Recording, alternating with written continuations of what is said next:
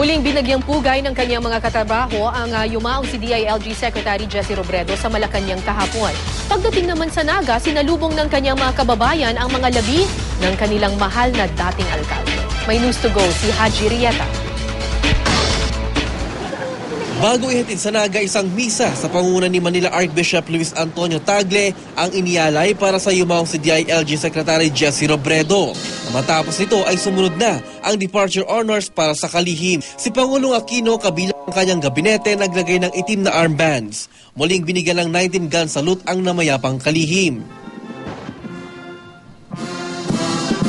Tinugtog din ang pambansang awit. Pinangunahan ni DOTC Secretary Mar Rojas ang 6 honorary pallbearers sa pagdadala ng kabaong ni Robredo sa convoy. Sa pagdala ng convoy sa may bandang Makati, binigyan ulit ito ng water salute ng BFP. At pagdating sa Villamor Air Base, isang mataim team na departure honors ang muling inialay sa kalihim mula naman sa AFP at PNP. Matapos nito ay inihatid na ang labi ng kalihim sa cargo plane, Panaga. Alas 9 ng umaga lumapag ang eroplano sa Naga at mula airport, dumiretso ang convoy pa City Hall.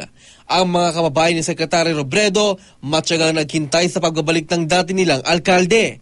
Pagdating sa People's Hall kung saan ilalaga ang labi ni Robredo, sinalubong siya ng kanyang mga kababayan. Pati ang kapwa niya Bicolano na si Senador Joker Arroyo naroon din.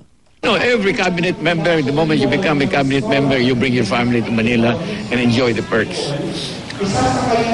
Jesse left his family here. Ang ilan, kasama mga anak para masilip sa uling pagkakataon ang kalihim. Para naman at least alam din nila na habang lumalaki sila, maalala din nila yung mga nagawa ni Mayor and ni Secretary Jesse Robredo. Matapos ang public viewing, nag-alay ng necrological service ang Naga City Government. Haji Rieta, GMA News.